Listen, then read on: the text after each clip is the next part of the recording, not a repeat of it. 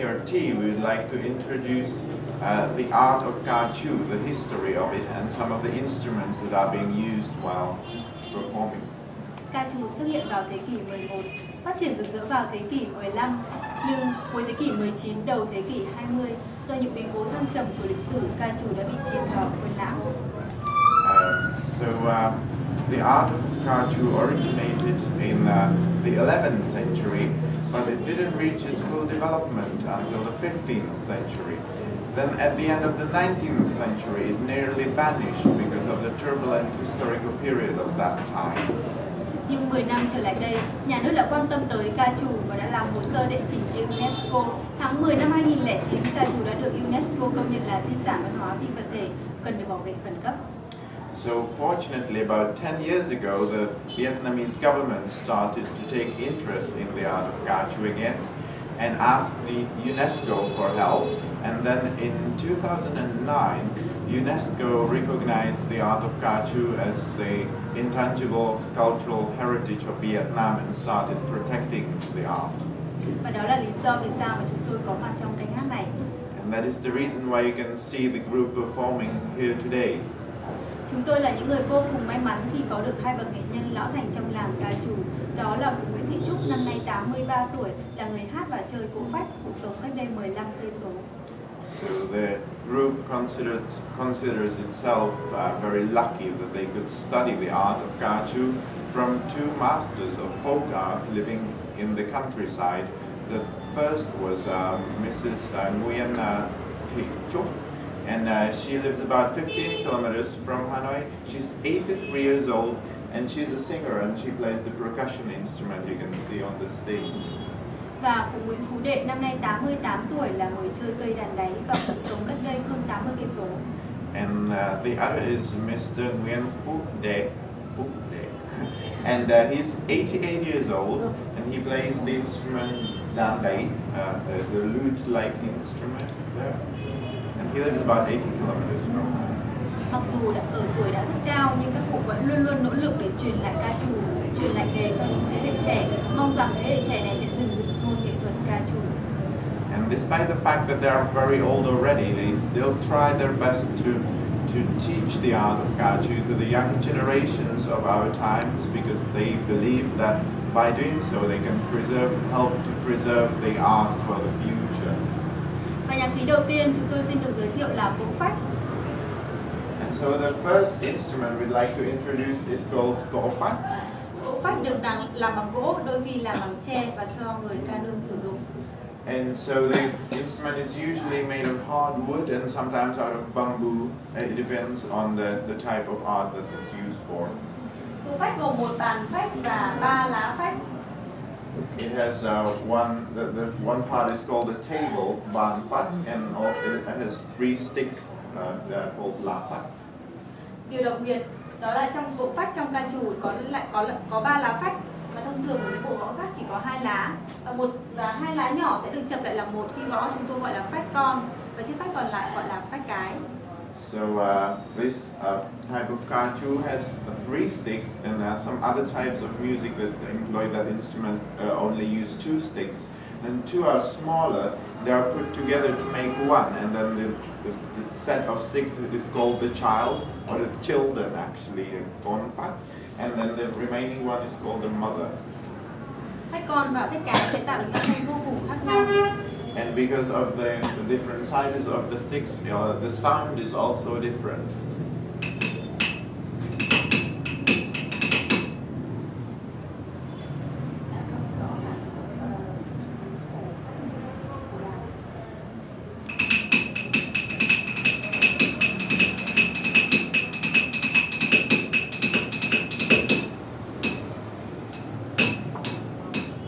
Cỗ phách giống như người chỉ huy trong toàn bộ canh hát. So it serves as the conductor of the whole band because it sets the pace and the rhythm and tempo. Và nhạc khí tiếp theo là cây đàn đáy. And then the next instrument is called đàn đáy. Gọi là đàn đáy nhưng lại không có đáy. And đàn đáy could be translated as a bottom or back instrument or bottom lute, but it's called a bottom lute, but it has no bottom, as you can see, because there is a hole from the other side. Cây đàn có 3 dây và một chiếc cần đàn rất dài. Có thể nói đây là cây đàn có chiếc cần đàn dài nhất thế giới. It has 3 strings and a very long neck, and the neck could be said that it's the longest instrument neck in the world. Thông thường ở những cây đàn gãy khác, khi người chơi nhấn ngón tay tại một phím đàn sẽ được âm thanh cao hơn âm thanh ban đầu. Nhưng ở cây đàn đáy này, nhờ chiếc cần đàn dài, cây đàn lại có thể làm được âm thanh thấp hơn âm thanh ban đầu vẫn tại một phím đàn. So with other string instruments, or with the famous or normal string instruments, when you press the string against the fret, it produces a higher tone. Whereas this, thanks to its long neck, it can employ a special technique where you actually lower the tone on the same fret by pressing it in a certain way. As you can hear.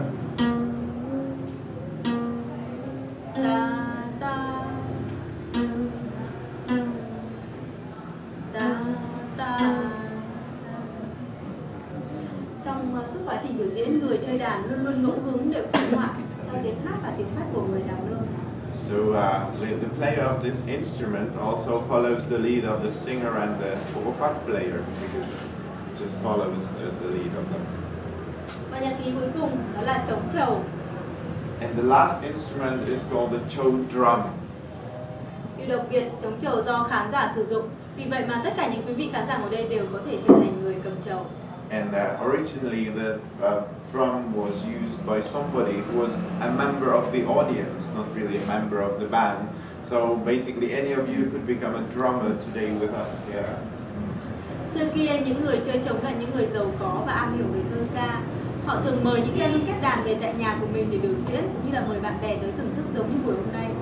So the person, the drummer, they used to be very wealthy, and they also understood poetry. They would invite the band to their home, and also invite the friends, the way you're here today, to their home to listen to the band and have fun and enjoy themselves. Họ có thể làm thơ và gửi lên cho cô đào hát ngay mà không cần luyện tập. And also they would sometimes compose or write a poem, and then ask the band to perform the poem without any preparation. Mở đầu mỗi làn điệu luôn luôn là 3 tiếng tom tom tom. Đó có nghĩa là xin mời các ca nương kép đàn hãy bắt đầu canh hát của mình. So at the beginning of each performance, the drummer would strike the drum 3 times, and that would mean that he wanted to summon the band on stage, just invite the band on stage. Khi người chơi trống đánh vào tang trống 2 tiếng chát chát, đó có nghĩa là đang khen các ca nương kép đàn chơi rất là tốt. And then at the end of the performance, or even after each song, the drummer would strike the drum twice really fast, and that would be taken as a sign of praise for the band, that they performed very well. Sau tiếng chát đó sẽ có một người cầm chiếc thẻ tre và thả vào chậu đồng. So after the performance, somebody from the audience would come to that cup here, take one of the bamboo cards and throw it into a metal container. Tiếng len keng của chiếc thẻ tre rơi vào chậu đồng sẽ khiến cho ca nương kép đàn rất là vui, vì họ biết rằng họ đang được khen và đang được thưởng. Bởi vì cuối mỗi canh hát thì họ sẽ đổi những chiếc thẻ tre này ra tiền, và trên mỗi chiếc thẻ tre sẽ ghi mệnh giá số tiền mà ca nương kép đàn được nhận. And the sound of the bamboo card hitting the container would make the band really happy, because they would also take it as a sign of praise, that they would know that the audience liked it. And the most important reason was, as you can see, there are Chinese characters that actually symbolized how much money they could exchange, the band could exchange the bamboo cards for. Và đó là lý do để cho ca trù phát triển trong quá khứ. Và tên gọi ca trù cũng được xuất phát từ đây. Ca nghĩa là hát, còn trù chính là chiếc thẻ tre này. And so that was the reason why the art was quite developed, because it was a good way of making money. And also the art derived its name from these cards, because ca in Vietnamese means to sing, and chu means is the name of these cards. So basically, if you translate it literally, it's singing for bamboo cards.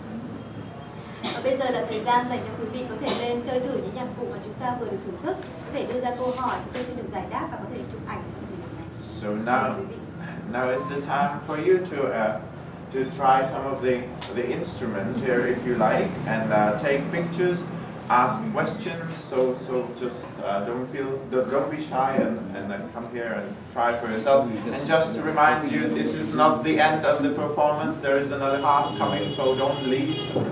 Okay, thank you very much.